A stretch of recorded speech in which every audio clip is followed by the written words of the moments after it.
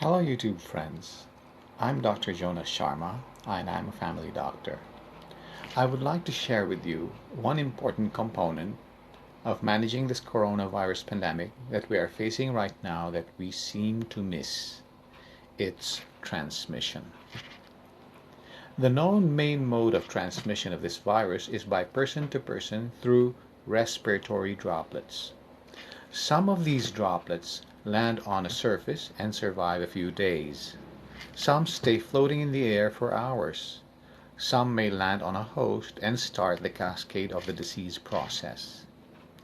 During ordinary speech, the droplets can reach to about a meter.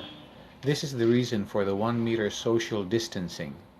However, during forceful cough, sneeze, or loud laugh, it can reach up to 10 feet or maybe more. Therefore, we must also focus on stopping the escape of these droplets from those that have it in order to stop its spread. Not all people that have the virus are sick. Some are simply carriers. They are who we call the asymptomatic carriers. Some get sick later after the incubation period. What is the incubation period? The incubation period is the time from when the virus enters the body until the person having it manifests with signs and symptoms.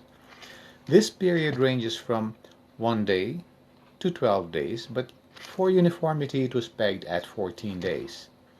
The period of illness ranges from 7 to 14 days, up to 20 days or even longer. So on the average, the course is about a month. This is the basis for the 1 month quarantine period.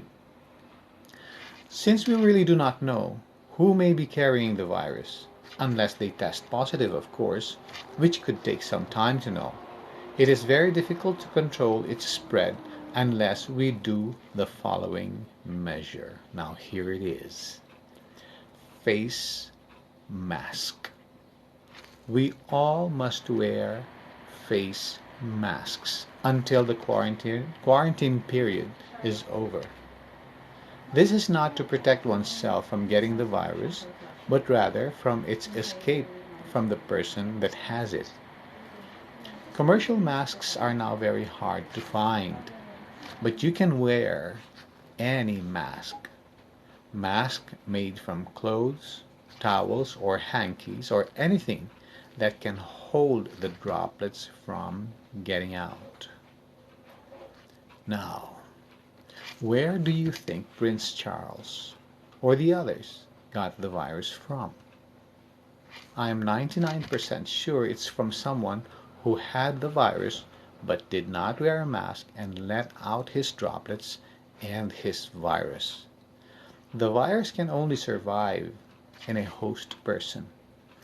After it takes its course within, it's over, unless it gets into another host person. This cycle will never end until all persons on earth will have been infected. Some will survive, some will die, but we don't know who will survive and who will die. But how would you know who has the virus? This is next to impossible. We must assume that everyone is infected. If everyone in the whole world wore a mask for 6 weeks, the following would be the effect. 1. The volume or the number of cases will drop significantly, and therefore the healthcare system will no longer be overwhelmed and can manage cases with much ease than before. This is what we call flattening the curve.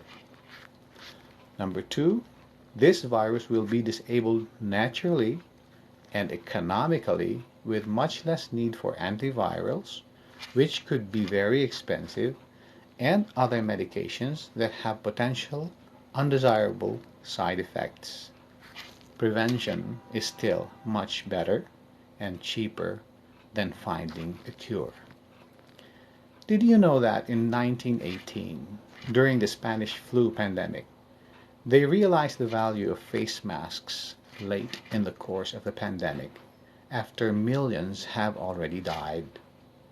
They imposed the use of face masks at gunpoint.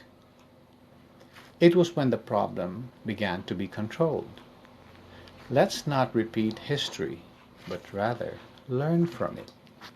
So, together with quarantine and social distancing, a very important component is donning a face mask, which must be continued for a period of 6 to 8 weeks after the quarantine is already lifted.